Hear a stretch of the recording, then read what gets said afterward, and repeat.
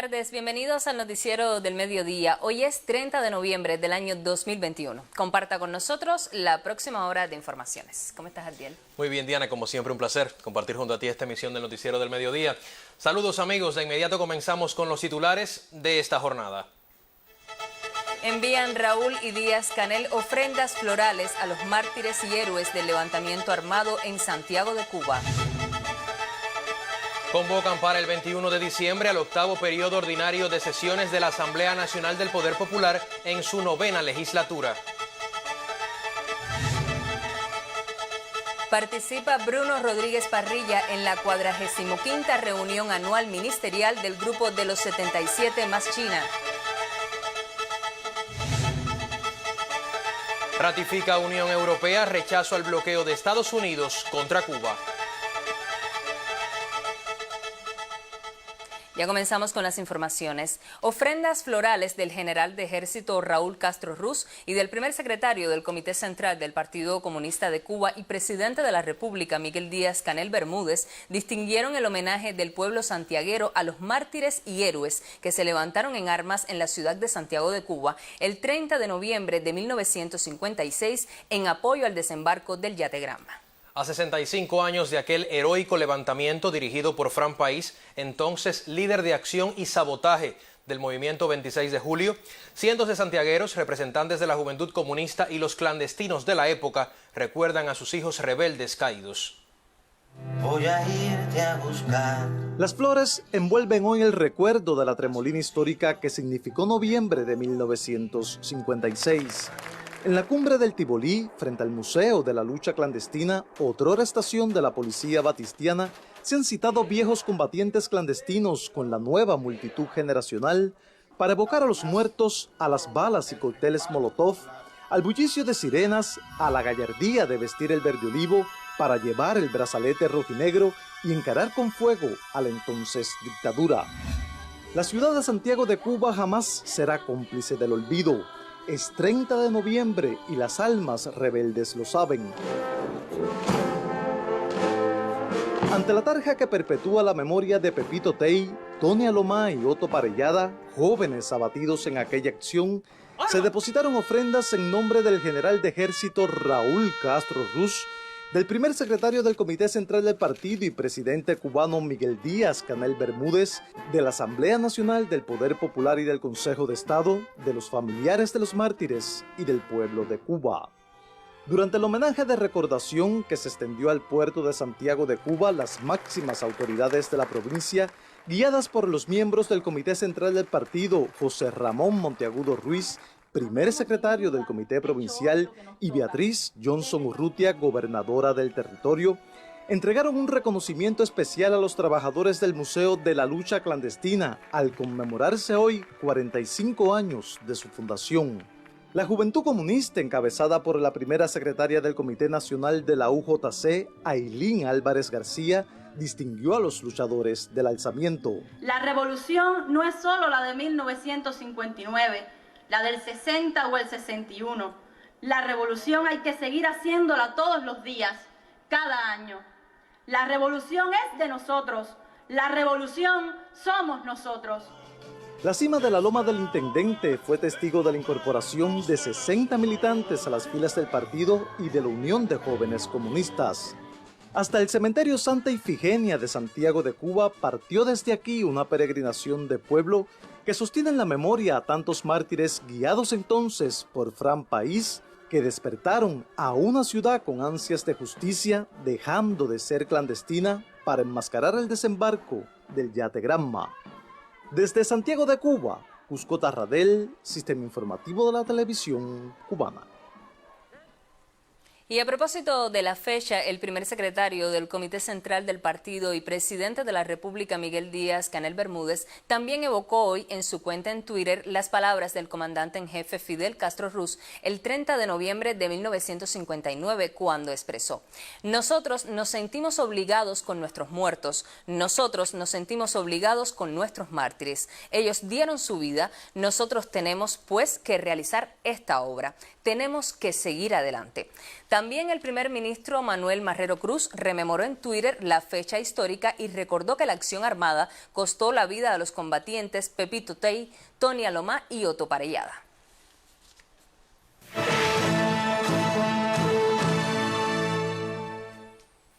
El presidente de la Asamblea Nacional, Esteban Lazo Hernández, convocó este martes al 8º periodo ordinario de sesiones de la Asamblea Nacional del Poder Popular en su 9ª legislatura a partir de las 9 de la mañana del día 21 de diciembre del año en curso en el Palacio de Convenciones de La Habana.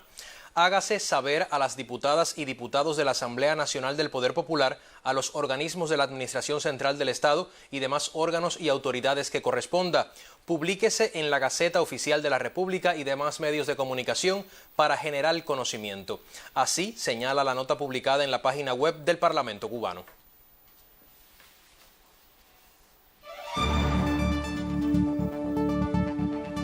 Más adelante en esta emisión conocerá de la estrategia de prevención de una provincia occidental que la hizo merecedora de la sede nacional por el Día Mundial de Respuesta al VIH.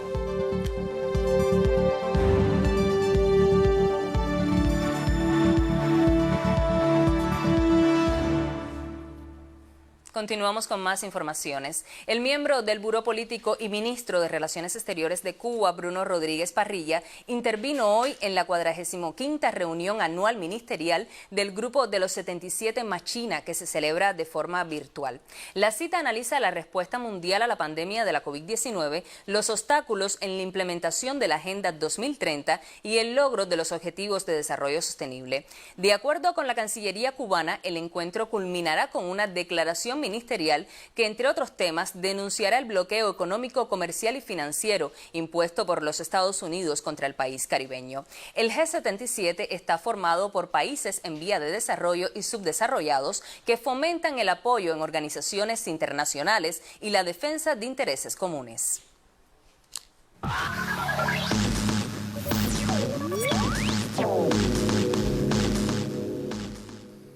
Buenas tardes. La Unión Europea reiteró hoy su rechazo al componente extraterritorial del bloqueo estadounidense impuesto a Cuba, representado por la ley Helms-Burton, y subrayó que lo considera contrario al derecho internacional.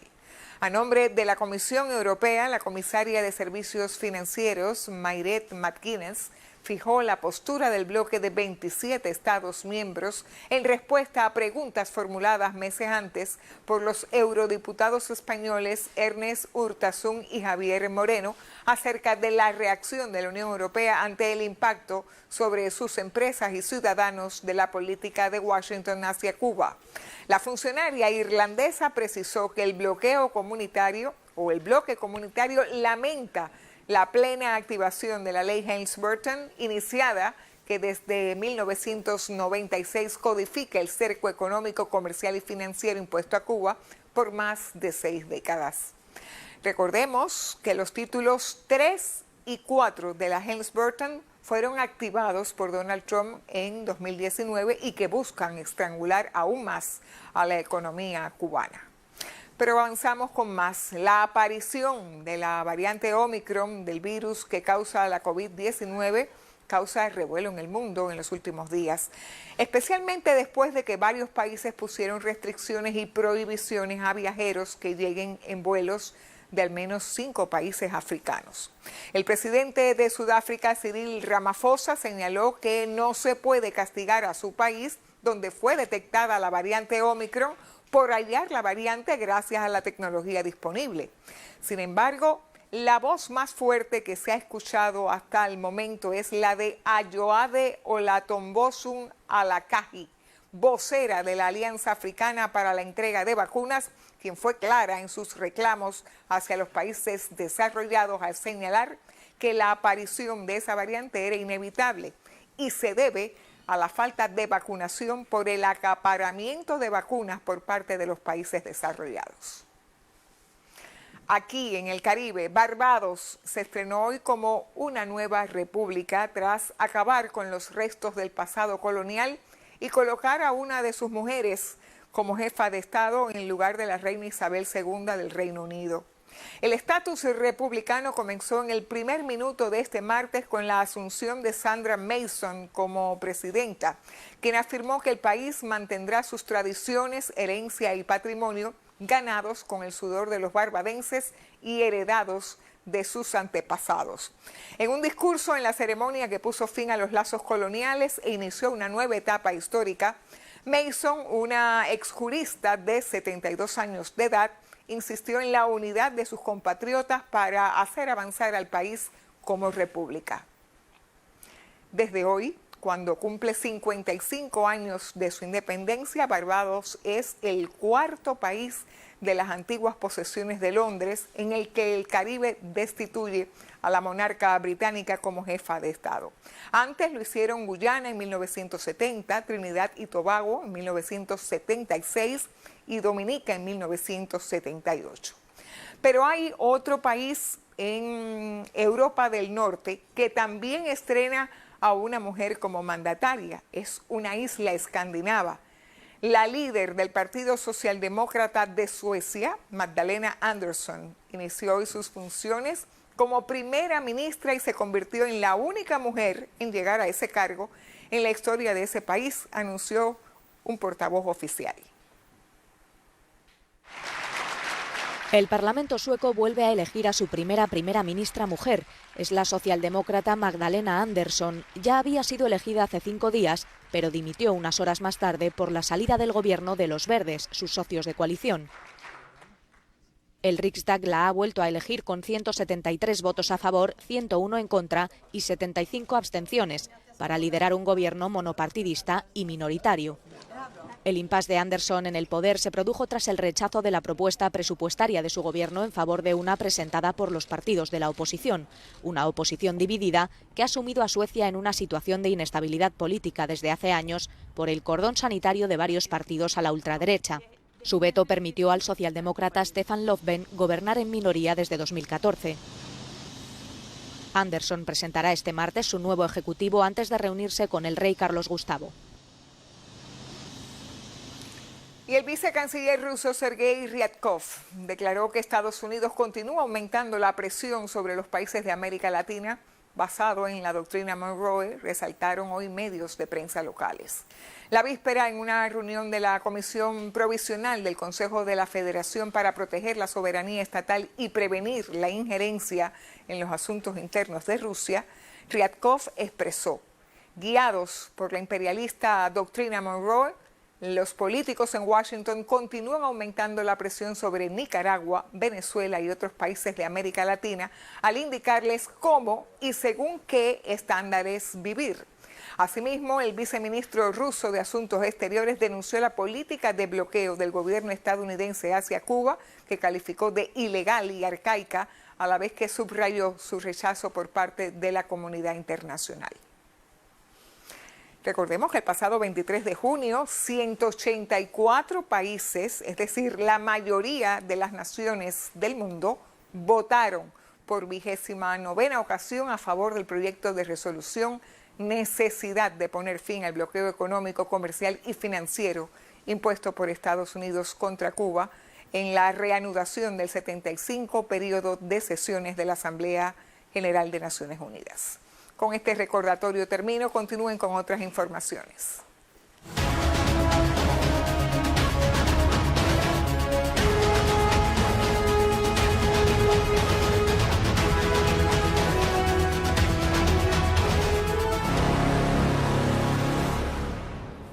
El Ministerio de Salud Pública de Cuba informó este martes la detección de 136 nuevos casos positivos a la COVID-19 y lamentó el fallecimiento de otras 4 personas como consecuencia de la enfermedad durante la última jornada.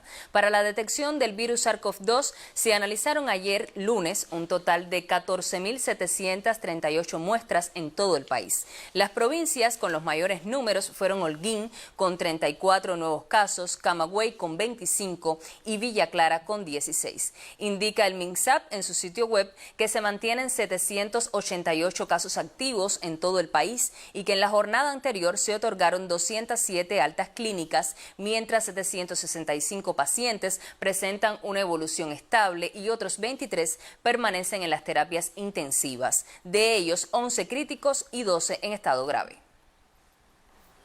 El legado del comandante en jefe Fidel Castro Ruz está presente en la labor de los profesionales de la salud, miembros de la brigada Henry Reeve.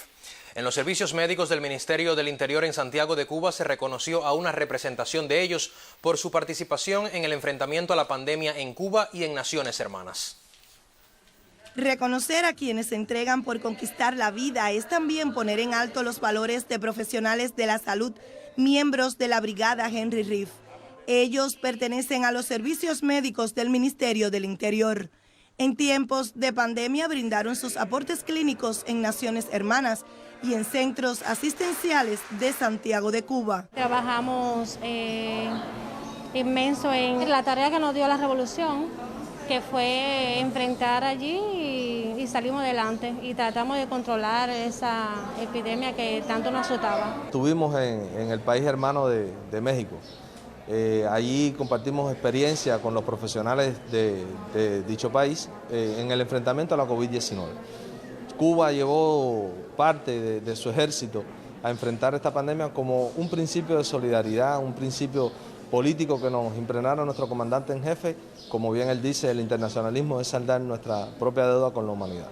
Agasajados todos, tienen el compromiso de seguir siendo paradigmas de la solidaridad, altruismo y de deberes con la esperanza.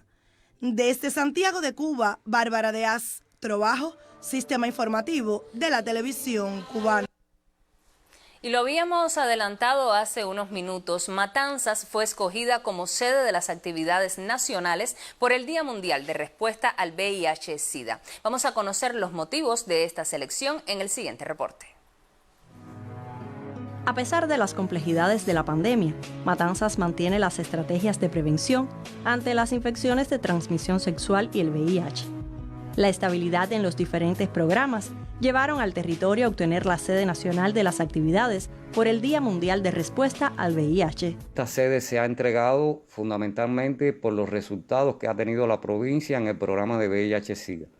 A pesar de toda la situación tan difícil que vivió la provincia de Matanzas con la COVID, Matanzas mantiene indicadores importantes en el programa y el país ha decidido que Matanzas es la sede nacional. Pero realmente para nosotros es algo muy importante ese reconocimiento. La entrega de los premios Esperanza se conjugará esta vez con la gala provincial en la sede del UNIAC para concluir con el acto el día 1 en el Teatro Sauto. En los municipios se estarán realizando galas, actividades de prevención, encuentros entre las redes 50 y más, entre las redes de mujeres seropositivas. Se están haciendo talleres de formación de promotores en casi todos los municipios. Los especialistas del Centro de Prevención de las ITS VIH-Sida en Matanzas mantienen un trabajo constante en comunidades y con grupos vulnerables para lograr mayor calidad de vida entre las personas que viven con VIH. Desde Matanzas, Eliana Taguas Merino, Sistema Informativo de la Televisión Cubana.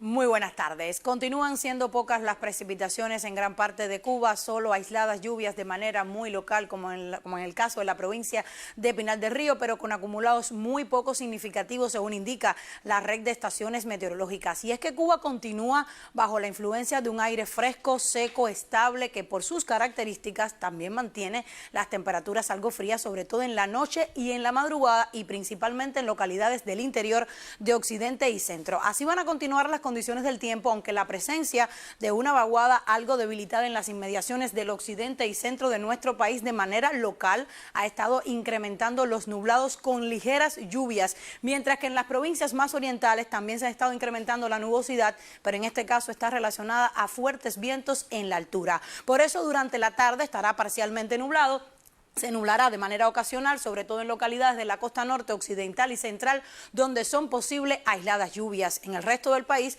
esas precipitaciones continuarán siendo escasas. Por la noche se mantendrán los intervalos nubosos a lo largo de casi todo el territorio nacional y a esta hora las precipitaciones se concentrarán sobre todo en el norte de Holguín y de la provincia de Guantánamo. Las temperaturas continúan frescas durante el día, máximas entre 26 y 29 grados Celsius, superiores como prácticamente de costumbre en las provincias del sur oriental, donde pueden llegar hasta los 32 grados. Por la noche, las temperaturas descienden, serán algo frías, con valores de 18, 21 grados Celsius, 22 grados en la Isla de la Juventud, también en algunas localidades de la región oriental, donde pueden llegar hasta los 23 grados en Santiago de Cuba. Los vientos soplan en todo el territorio nacional del nordeste y del este entre 10 y 25 kilómetros por hora. Con este régimen de vientos se mantiene el poco oleaje en toda la costa norte, también de Punta de Maicía a Cabo Cruz, y en el resto de la costa sur la mar estará tranquila. Así que ya usted sabe, una jornada hoy donde son posibles aisladas lluvias en la costa norte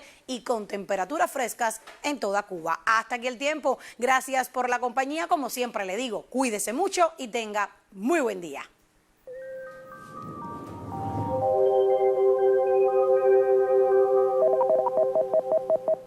Gracias, Ailín. Qué bueno que nos acompañes en esta emisión. Nosotros continuamos con más del acontecer nacional. Los cafetales dedicados a la producción de este grano en el oriente cubano se benefician con las acciones que lleva a cabo el proyecto Más Café, auspiciado por la Agencia de Intercooperación Italiana. El territorio oriental cubano se caracteriza por las altas producciones cafetaleras.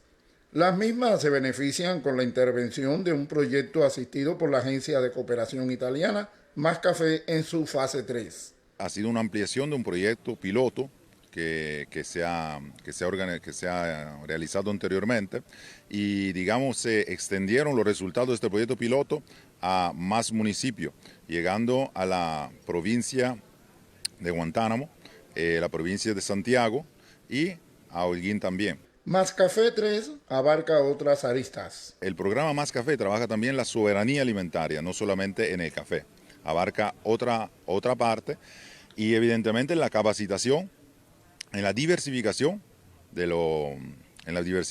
las producciones para dar más diversidad en términos de alimentación. Un paso de avance en el empeño de situar al café cubano al nivel de alta tasa internacional. Mejías Osorio, Sistema Informativo de la Televisión Cubana. El Fondo Solidario para Proyectos Innovadores Agrecocaribe, que auspicia la Embajada de Francia en Cuba, tiene en Ciego de Ávila excelentes resultados, no solo por el incremento de los rendimientos agropecuarios, sino también por el beneficio, el impacto medioambiental en sus producciones. La extensión paulatina del uso eficiente de microorganismos autóctonos benéficos constituye una prioridad para el proyecto internacional Agrecocaribe en Ciego de Ávila. Es una tecnología que utiliza los recursos locales y valoran estos recursos biológicos y orgánicos locales y también contribuye a la autonomización de los productores, que me parece que es algo muy importante y más en esta época de pandemia. Vimos todos las incidencias de estos colapsos del mercado, en los mercados internacionales, y la importancia que los productores tengan una autonomía propia en su propio territorio. Me impresionó mucho tanto la calidad que la cantidad de los trabajos científicos y de la integración de los productores que se ha hecho en tan poco tiempo, que son un año y medio, y con las dificultades que se incrementaron durante el periodo de la pandemia. Realmente me impresionó mucho y felicito a todos los colegas y los estudiantes que se han implicado mucho en esta actividad y que han producido un muy buen trabajo colectivo, mucha inteligencia colectiva en este trabajo. Yo empecé por la tesis de mi compañero a utilizar esos microorganismos. Yo entiendo que los conejos aumentaron de peso y en el mismo pelaje también se vio la diferencia. Comen mejor. Nosotros nos apoyamos mutuamente en el PIAL porque tenemos áreas así de campesinos donde están bien delimitadas las experiencias ya tecnológicas y donde podemos entonces, a partir de sus experiencias, socializarlas en diferentes comunidades, con un objetivo común que tiene el PIAL y que tiene Agrecocaribe, que es tratar de buscar soberanía alimentaria. Con producciones más agroecológicas o quizás en otros sistemas un poquito más intensivas, pero al final lo que nosotros tenemos que garantizar la producción de alimentos para la población. El recorrido incluyó la estación experimental Juan Tomás Roy del Centro de Bioplantas de la Universidad Avileña. Desde Ciego de Ávila, Damián Betanzos Hernández, Sistema Informativo de la Televisión Cubana. En los minutos finales de este noticiero conocerá de los preparativos en el Monumento Nacional de las Coloradas para desarrollar el acto central por el aniversario 65 del desembarco de los expedicionarios del Yate Granma.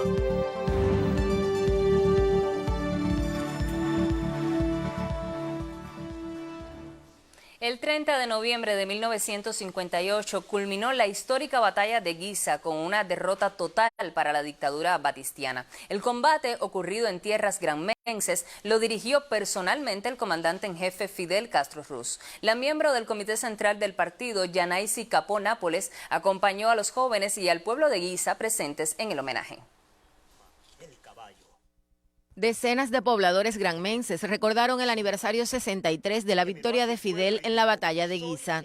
El 20 de noviembre de 1958 daba inicio el combate que permitió a las fuerzas revolucionarias aprovechar los armamentos allí concentrados para continuar la ofensiva en diferentes localidades como Jiguaní, Contramaestre, Palma Soriano y El Cobre. Mientras, desde el segundo Frente Oriental, dirigido por Raúl Castro, eran tomados importantes pueblos como Alto Songo, La Maya, El Cristo, Dos Caminos y San Luis. Durante los días en que Fidel y su tropa se trasladaron de la Comandancia de La Plata hasta Guisa y durante el desarrollo de la batalla, se manifestaron sus dotes de estratega, su visión política y su valor personal que condujeron a los rebeldes a la victoria. No habría sido posible además mantener este proyecto social a 90 millas del ejército más poderoso de la tierra, que no ha dejado de hostigar y aplicar sanciones económicas por más de 62 años de revolución. Nos acompañó en ese combate. Se encargó de dejar un pueblo culto, instruido, solidario, altruista. Nos preparó para dar continuidad a lo alcanzado a lo largo de los años con esfuerzo y sacrificio. El triunfo fue un golpe irreparable para las tropas del tirano. A partir de entonces, oficiales y soldados quedaron plenamente convencidos de su futura derrota. Tomar la posición era el principal objetivo de los jóvenes revolucionarios, dirigidos personalmente por Fidel Castro. En Guisa cayó el capitán del ejército rebelde Braulio Coronú, defendiendo la estratégica Loma del Martillo que hoy ostenta su nombre. Durante la conmemoración, artistas de la localidad recordaron la histórica batalla que se prolongó por 10 días y se considera la mayor victoria militar del ejército rebelde en la Sierra Maestra por abrir las puertas del llano en la ofensiva final hacia Santiago de Cuba. Desde Granma, Lisette Márquez, Sistema Informativo de la Televisión Cubana. Y seguimos hablando de historia. El 29 de noviembre de 1895 ocurrió en Ciego de Ávila una de las epopeyas históricas más importantes de la historia patria, el cruce de la trocha militar de Júcaro a Morón por el mayor general Antonio Maceo y sus huestes invasoras. A 126 años del suceso, los avileños rinden tributo a sus protagonistas. La historia patria vive en las jóvenes generaciones de cubanos, como lo hiciera el general Antonio Maceo Grajales aquel 29 de noviembre de 1895. Los avileños desde el presente perpetúan el legado de la gesta del cruce de la trocha militar de Júcaro a Morón, momento decisivo en las guerras de independencia en Cuba. En el sitial histórico dedicado al suceso, inaugurado el 7 de diciembre de 1919 y declarado monumento nacional, se reunieron estudiantes de las escuelas primarias del enclave, representantes de la Unión de Jóvenes Comunistas, de instituciones gubernamentales y de la Asociación Hermanos Saiz para reverenciar la epopeya. La vanguardia artística de la HS hizo presencia de manera especial como parte del programa de la Cruzada Cultural Siguiendo la Trocha, una manera muy singular de rememorar la historia desde el arte. La velada por el nuevo aniversario del hecho histórico permitió reconocer a los estudiantes ganadores del concurso, convocado por el Centro Provincial de Patrimonio y el Museo Provincial Simón Reyes Hernández. De igual manera, la juventud avileña aprovechó la ocasión para reafirmar su compromiso con la revolución y sus principios, y con la convicción de que Cuba vive, ellos están dispuestos a darle el corazón. De esta manera, estudiantes, jóvenes y artistas y todo el pueblo avileño hace reverencia a la gesta histórica del 29 de noviembre de 1895. aquella que con el protagonismo de las tropas invasoras del Titán de Bronce demostró que Cuba era de y para los cubanos. Desde Ciego de Ávila, Henry Godínez, Sistema Informativo de la Televisión Cubana.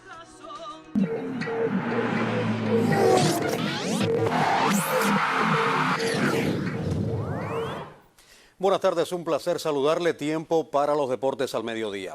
Desde bien temprano nuestro equipo de reportero está desplegado en las diferentes instalaciones deportivas de Colombia que acoge por estos días los primeros Juegos Panamericanos Junior. Desde hace varios años la práctica del patinaje se ha hecho cotidiana en nuestro movimiento deportivo cubano. Con mucha alegría desde el Patinódromo de Cali le damos las buenas tardes al colega Pavel Otero. Buenas tardes, Pavel. Sí, muchísimas gracias, Orlando. Efectivamente, aquí nos encontramos en el Patinódromo Mundialista de la ciudad de Cali, donde hoy comenzó el patinaje de velocidad en estos primeros Juegos Panamericanos Junior. Aquí, como siempre, mucha música, eso caracteriza a los colombianos, ponen música y bien alta en todas las instalaciones, eso los caracteriza, la alegría, el baile. Bueno, aquí hoy en el patinaje, Héctor Caballero, el cubano, debutó en los 200 metros meta y contrameta y marcó 18 segundos, 650 milésimas y se ubicó octavo entre 11 competidores. Muchos pudieran pensar que los cubanos venir aquí al patinaje en Colombia es como ir a bailar a Casa del Trompo. Y no lo piensen, no es tan así, porque los cubanos han mejorado sus tiempos, estuvieron en el Mundial de Ibagué, aquí en Colombia precisamente hace pocas semanas, y pueden seguir mejorando sus tiempos personales. Bueno, es lo que teníamos del patinaje esta mañana. Está todavía por debutar Richard Díaz y en el patinaje artístico lo hará Néstor González. Adelante, Orlando, nuestra señal a los estudios centrales. Muchas gracias, Pavel. Seguimos hablando de esta cita múltiple en Colombia. El atletismo comenzó su accionar con la jabalina y allí hubo presencia de cubanos. Carlienis Calzadilla nos amplía. El cubano Yarovis Contreras marcó el debut de Cuba en el atletismo que se efectúa en el Estadio Pascual Guerrero, con una sexta posición, con un disparo de 66 metros y 2 centímetros, algo alejado de su marca personal de 69.30, en un certamen que fue dominado por los brasileños Pedro Núñez y Luis da Silva, con disparos de 74.41 y 71.35 respectivamente. El tercer puesto fue para el trinitario Tiri Hosford, con lanzamientos de 71.33. Este ha sido un reporte desde la capital caleña del camarógrafo Amado López y Carlienis Calzadilla, enviados especiales de la televisión cubana. También tendremos actividad de cubanos esta tarde en preliminares del atletismo en los 400 y 100 metros planos de ambos sexos. Primera jornada del decatlón y finales del disco para damas y el salto largo también para mujeres. Con mucha alegría se recibió ayer en Cuba la victoria del equipo sub-23 años sobre el actual campeón del mundo Venezuela en esta justa panamericana.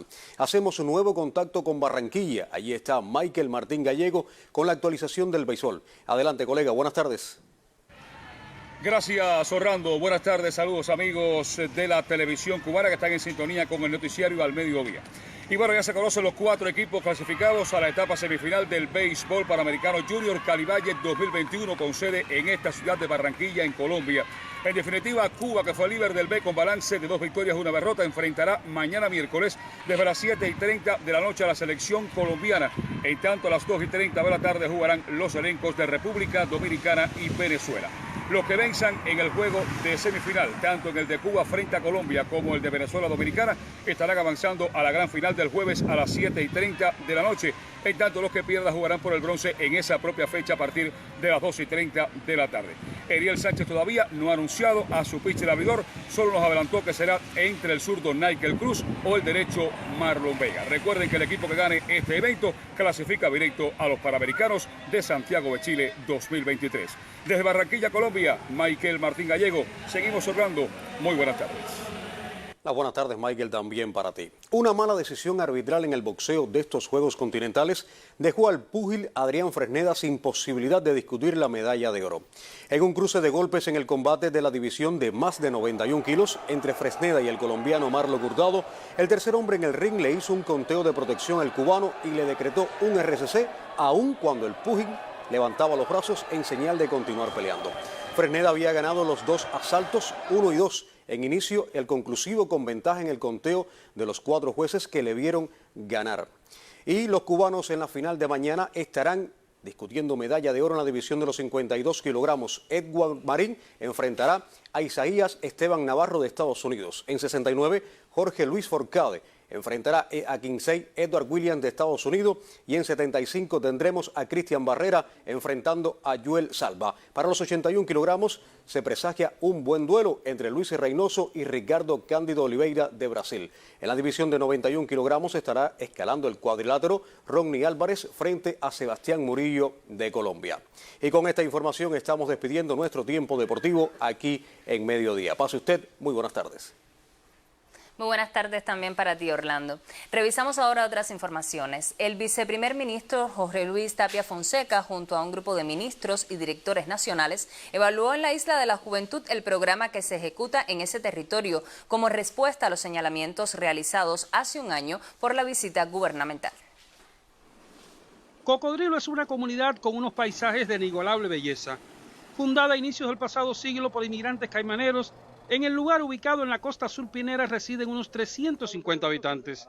Hasta allí llegó el viceprimer ministro cubano Jorge Luis Tapia Fonseca para evaluar el programa de recuperación que se ejecuta en la comunidad, distante unos 90 kilómetros de la cabecera municipal.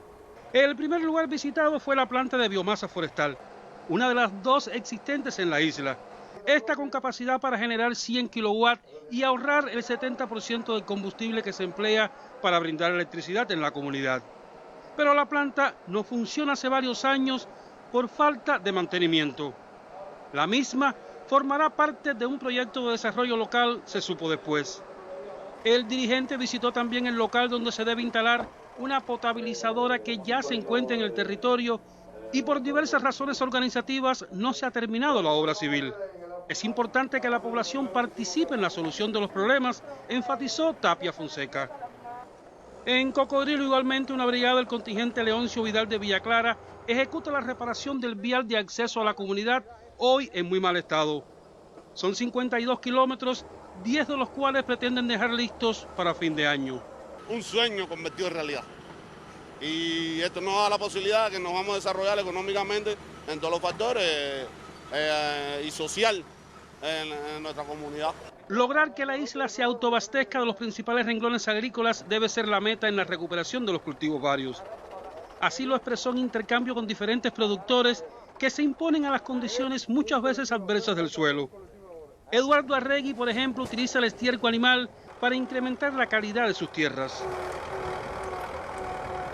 En reunión con productores agrícolas posteriormente resaltó la importancia de que se conozcan las medidas aprobadas, sugirió crear aulas de capacitación y lograr una mayor comunicación con los productores. Finalmente, el viceprimer ministro visitó el organopónico Las Celias, el mayor del municipio especial. Y si en la visita anterior se les realizaron fuertes críticas, hoy el panorama es bien distinto gracias al trabajo unido de todos los factores. Tapia Fonseca estuvo acompañado por un grupo de ministros y directores nacionales responsables junto a la isla de revertir los señalamientos realizados hace un año por la dirección del país en la visita gubernamental. Y el reto de que la Isla de la Juventud, como pidió el presidente de la República, sea el municipio modelo en el desarrollo del país. La idea es que en enero vamos a discutir todos estos resultados con los delegados del Pueblo Popular y que los delegados tienen que hacer un programa de visita a todas estas instalaciones. Primero tiene que estar antecedido de visita de los delegados a todas las instalaciones que se han ido terminando como parte del programa gubernamental. En la isla, Noel Otaño, Sistema Informativo de la Televisión Cubana. La presentación de la más reciente edición de la Cartera de Oportunidades de la Mayor de las Antillas para la Inversión Extranjera ocupó la jornada de este martes del Foro Empresarial Cuba 2021. El ministro del Comercio Exterior y la Inversión Extranjera, Rodrigo Malmierca Díaz, detalló elementos del portafolio que prevé un monto de inversión de más de 12.000 millones de dólares. La nueva cartera de oportunidades para la inversión extranjera se articula de manera coherente con la estrategia económico-social aprobada por el gobierno cubano para enfrentar la crisis provocada por la COVID-19. Ahora vamos a tener una cartera con 678 proyectos, 175 más que en la edición anterior, con un monto de capital de unos 12.500 millones de dólares. Pueden ver que es una cartera más amplia, no solo en cantidad, sino también en la diversidad que que plantea. Tenemos 192 nuevos proyectos por más de 5.000 millones y en la zona especial de Mariel 17 nuevos proyectos. Según explicó el ministro de Comercio Exterior e Inversión Extranjera, Rodrigo Malmierca, entre los sectores más representados en el portafolio está la producción de alimentos, el turismo, la construcción y la industria biofarmacéutica. Se incorporan 60 proyectos de desarrollo local promovidos por los gobiernos a esa instancia. La nueva cartera resulta más interactiva y es una plataforma a la que es posible acceder desde cualquier parte del mundo. Igualmente facilita la vinculación del capital extranjero con las formas no estatales de gestión. También como parte de la jornada, el titular de Comercio Exterior e Inversión Extranjera presentó la oferta exportable de bienes y servicios. Un panel acerca de las oportunidades de inversión en la Zona Especial de Desarrollo Mariel permitió conocer acerca de las estrategias que permitieron sostener la vitalidad del enclave aún en tiempos de pandemia. Según explicó a la prensa su directora general, Ana Teresa Igarza, de los 61 negocios aprobados, 35 se encuentran operando. No estamos satisfechos para nada con los resultados. Pensamos que tenemos que ser más proactivos, más dinámicos al momento de la captación de los potenciales inversionistas e igualmente en el acompañamiento que debemos dar a cada una de sus inversiones, con el objetivo de lograr que esas perspectivas proyectadas en el estudio de factibilidad se materialicen luego en la ejecución del negocio. Por otra parte, también tenemos que trabajar desde el sistema de ventanilla única en el incremento del acompañamiento para la obtención de cada una de las licencias, permisos y autorizaciones. Esto es un sistema que se ha fortalecido y se ha consolidado en los últimos años, ya con la presencia de 14 autoridades diferentes para la tramitación de cada uno de los permisos. El Foro Empresarial Cuba 2020 sesiona de forma virtual y suma a más de 2.200 participantes de 86 países. Como parte de la agenda, se prevén intercambios entre empresarios y un panel de oportunidades de negocios para cubanos residentes en el exterior. La cita, que incluye una feria virtual, concluye el venidero jueves en La Habana. Rosana Thompson, Casamayor, Sistema Informativo de la Televisión Cubana. La cadena hotelera Cubanacán convirtió los largos meses de pandemia en una oportunidad para la renovación de sus productos en Varadero. Las transformaciones contribuyen a mejorar la experiencia de viaje de los clientes. El Hotel Tuxpan recibe a sus huéspedes esta temporada alta tras una significativa renovación de espacios clave como el Bar Playa El Delfín o el Lobby Bar. Nos han atendido como si estuviésemos en casa. Las ofertas gastronómicas están muy diversas, muy variables, muy buenas. Las habitaciones perfectas, no tenemos queja ninguna. La piscina, todo, el mar. La instalación diseña actividades en función de las edades de sus clientes. Yo vengo de La Habana, de La Lisa.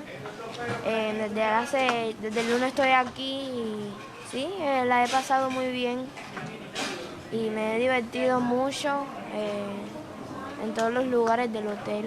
También se aprecian mejoras sustanciales en el Brisas del Caribe. Sobre todo en esta área aquí de la playa, aumentamos el nivel de sombra mediante un nivel elevado de sombrilla, aumentamos 20 camas balinesas y estamos dando un servicio personalizado para los clientes VIP y clientes comunes de nuestro hotel.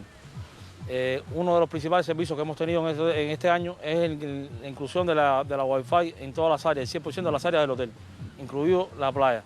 Justo en la playa y bajo la supervisión de un instructor, varios clientes realizan ejercicios de estiramiento. La atención de los trabajadores muy sencillo, muy cordial. No se ve como en otros tiempos, no sé si hemos ganado cultura.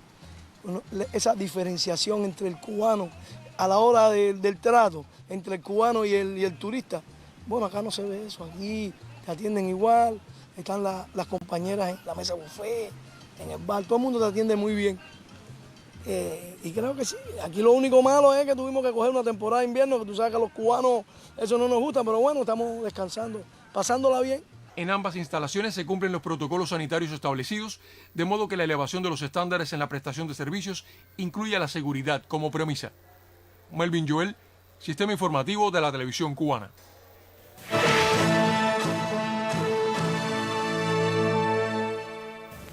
A finales de la tarde de ayer lunes ocurrió un accidente masivo en las inmediaciones de la localidad de Virginia Café, en el municipio guantanamero de Yateras.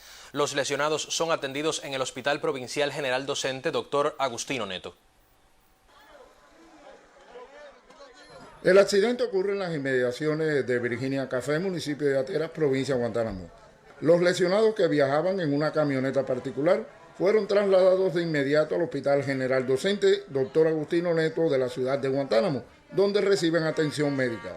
El servicio de urgencia del Hospital Agustino Neto recibió un total de 17 pacientes, de los cuales 3 se han clasificado como códigos rojos, es decir, que tienen lesiones que pueden tener gravedad potencial o real. Todavía se están evaluando, pero hasta el momento ninguno ha necesitado de intervenciones sobre la vía respiratoria, sobre el sistema cardiovascular. Es decir, que son pacientes potencialmente graves por la magnitud de las lesiones que tienen, incluyendo trauma craneal, pero que no están en estado crítico en este momento.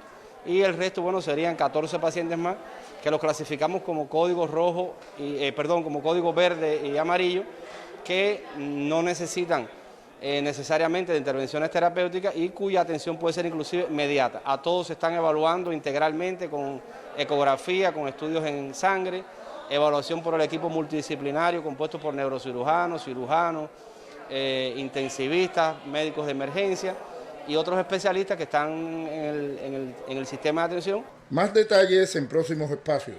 Mejías Osorio, Sistema Informativo de la Televisión Cubana. Continuamos ahora con otras informaciones. El primer secretario del Comité Central del Partido Comunista de Cuba y presidente de la República, Miguel Díaz-Canel Bermúdez, resaltó hoy la labor del Instituto Central de Ciencias Pedagógicas a 45 años de su fundación y en medio de los desafíos de la implementación del tercer perfeccionamiento de la educación. En su cuenta en la red social Twitter, el mandatario mencionó como una de las misiones urgentes del centro el regreso a las aulas de los estudiantes luego de la pandemia de la COVID-19. No por azar han sido merecedores de la bandera de proeza laboral, así escribió. Además, Díaz-Canel sobre el reconocimiento que entregó la Central de Trabajadores de Cuba al Instituto Central de Ciencias Pedagógicas. Y Cuba está inmersa en los preparativos para desarrollar el Censo de Población y Vivienda, la investigación estadística más importante que realiza un país y una de las más trascendentes en el campo social. Para el desarrollo de este censo, la Oficina Nacional de Estadística e Información, la ONEI, cumplirá un papel primordial. Así lo ha hecho durante sus 45 años de creada, difundiendo estadísticas oficiales.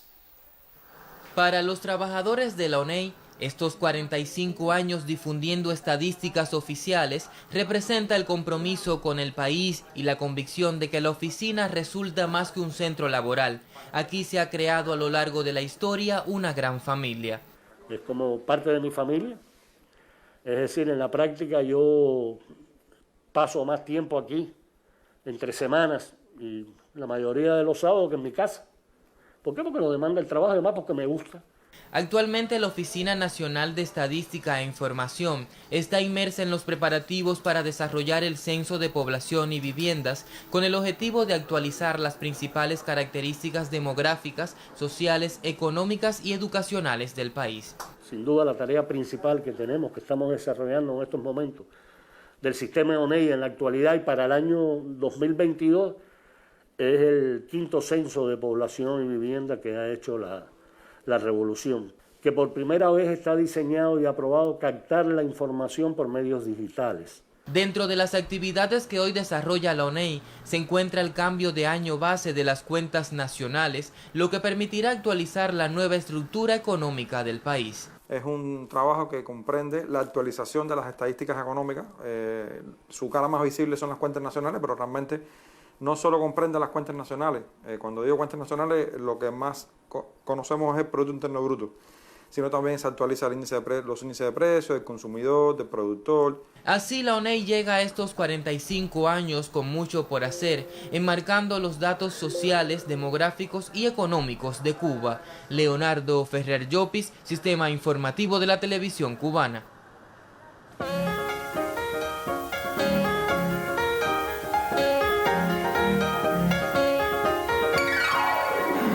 Buenas tardes, qué gusto saludarle. Ivette Cepeda y su grupo Reflexión y Raúl Paz deleitaron a los guantanameros como parte de las propuestas del festival Chocolate con Café, liderado por el músico Waldo Mendoza. Ambos artistas interpretaron reconocidos temas de su trayectoria musical. Melodías del fonograma La Rosa de Jericó bajo el sello Beast Music y otros temas musicales del pentagrama nacional y extranjero marcaron la presentación de Ivette Cepeda y su grupo Reflexión en el Centro Cultural Wambo de la ciudad de Guantánamo.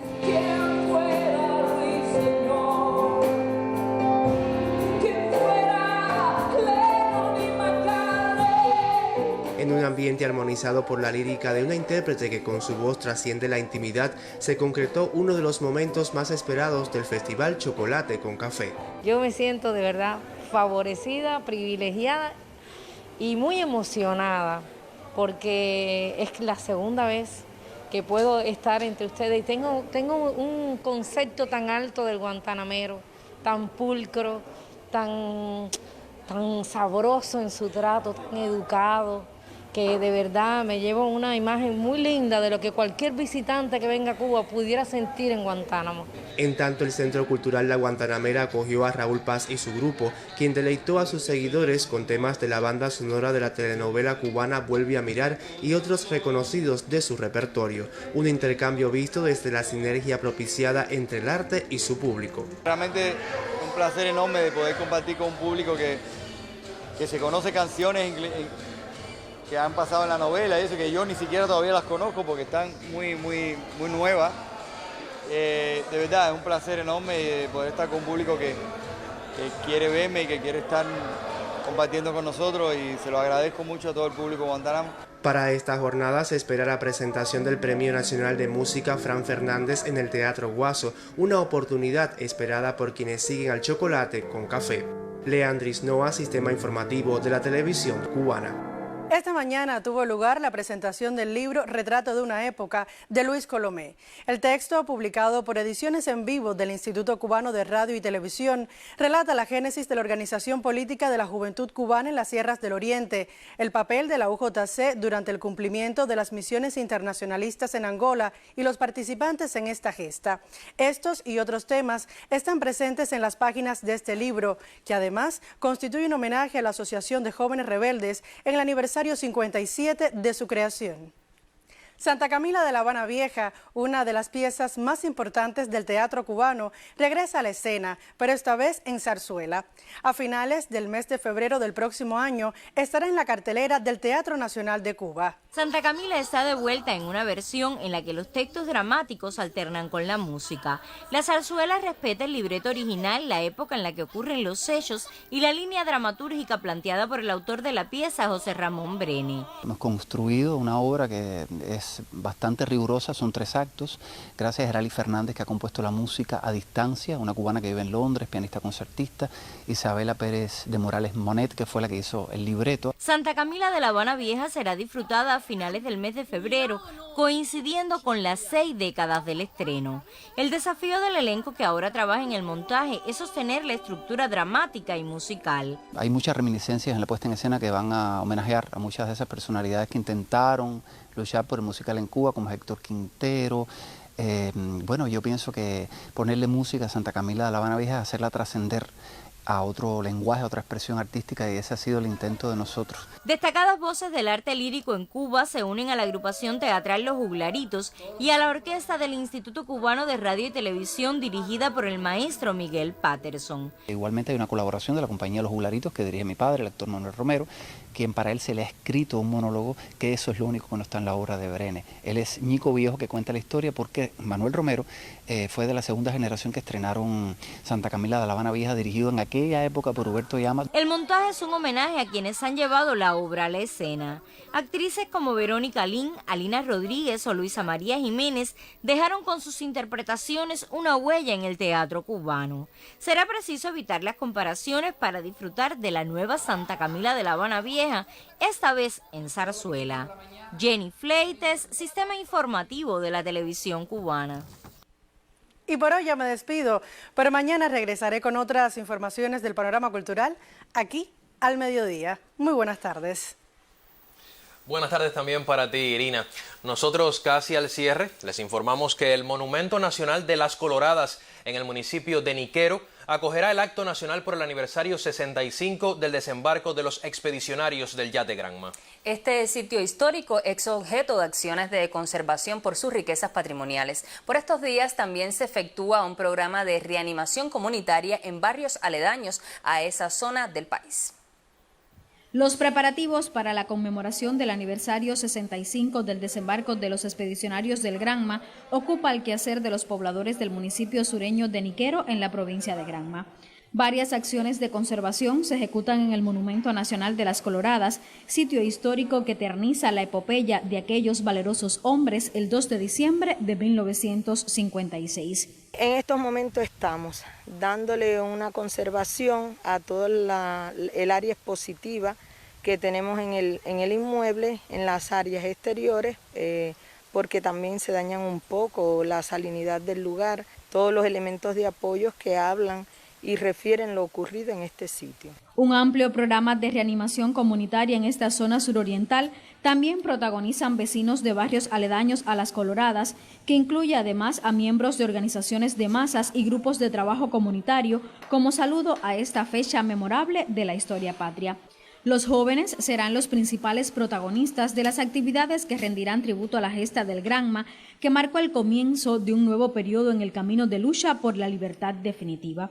El programa iniciará desde el 1 de diciembre. Una actividad comunitaria, un con todo para el barrio, donde la Unión de Jóvenes Comunistas, en conjunto con los movimientos juveniles, las organizaciones estudiantiles, van a estar intercambiando, realizando diversas actividades con la comunidad. Ya a partir de la noche, es decir, a las 10 de la noche, vamos a estar realizando una vigilia político-cultural donde se va a estar homenajeando a nuestro líder histórico, a nuestro comandante en jefe Fidel Castro Ruz. Como en años anteriores, 82 jóvenes destacados de todo el país reeditarán de forma simbólica el desembarco de los expedicionarios del Granma. Motivaciones que inspiran a perpetuar el legado histórico del 2 de diciembre desde el Monumento de las Coloradas, que forma parte del Parque Nacional Desembarco del Granma, Patrimonio de la Humanidad. Este sitio patrimonial acogerá el 2 de diciembre el acto de evocación de la epopeya de los expedicionarios del Yate Granma, que hace 65 años, liderados por Fidel Castro, cambiaron el rumbo del proceso revolucionario cubano. Un homenaje que simboliza la continuidad de su obra y principios genuinos de patriotismo desde la portada de la libertad. En Granma, Inés Castro Machado para el Sistema Informativo de la Televisión Cubana.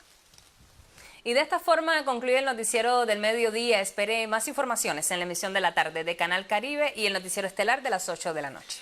Nosotros regresaremos mañana a la 1 en punto. Hasta entonces tengan muy buenas tardes. Buenas tardes.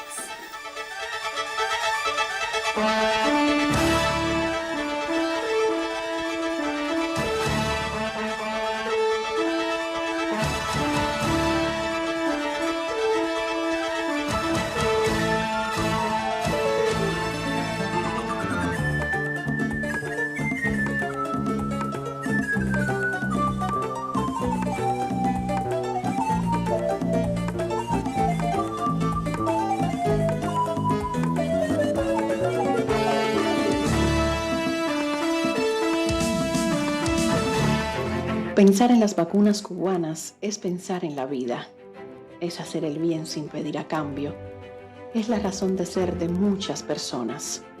Pero, ¿qué me voy a poner realmente? ¿Una vacuna? Creo que más, mucho más. Voy a llevar en mi hombro una dosis de conocimientos, de experiencias, del tiempo y esfuerzo de científicos estrellas. Será también una dosis de resistencia y confianza de un pueblo, mi pueblo, nuestro pueblo.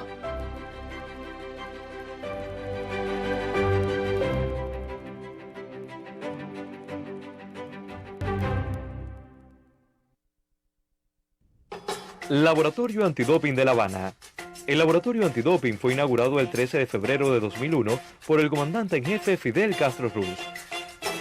Obtuvo su acreditación por la Agencia Mundial Antidopaje en septiembre de 2003 y forma parte de la red global de 26 laboratorios acreditados a nivel internacional. En esta institución se realizan aproximadamente 5.000 muestras anuales, brindando sus servicios a más de 10 países en múltiples eventos. Laboratorio Antidoping de La Habana, por un deporte limpio.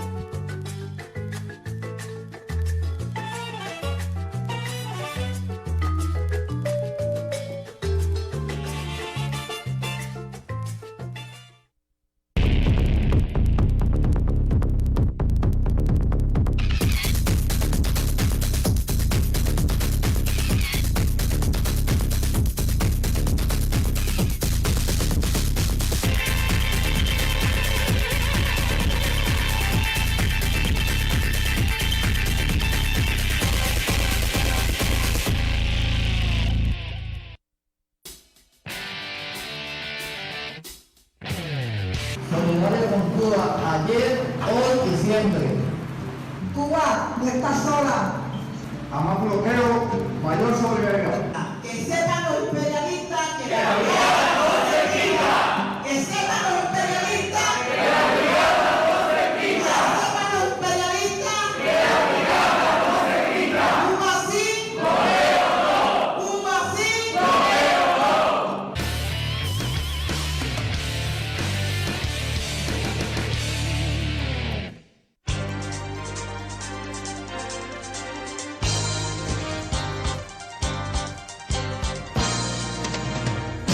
De lunes a viernes a las 6 de la tarde, una amplia visión del acontecer en cada provincia cubana. Los telecentros se presentan en Enlace Nacional, en el Canal Caribe, el canal cubano de noticias.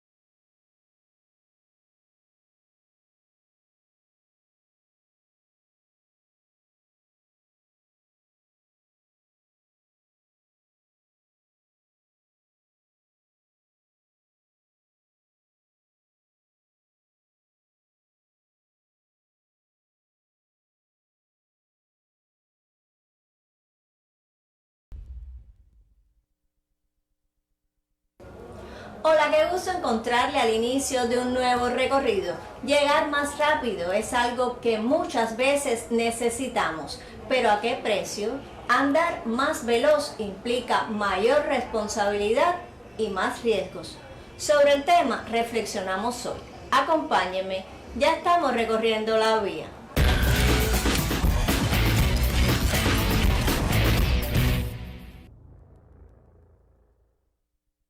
Es la velocidad una magnitud física que en el caso de la vía demanda responsabilidad individual y colectiva. ¿Por qué? El exceso de velocidad constituye la tercera causa de accidentes del tránsito en Cuba y el mundo. Por esta razón se generan cada año en el país más de 700 siniestros que ocasionan un centenar de fallecidos y más de 700 lesionados. La mayoría de los siniestros tienen lugar en las zonas urbanas.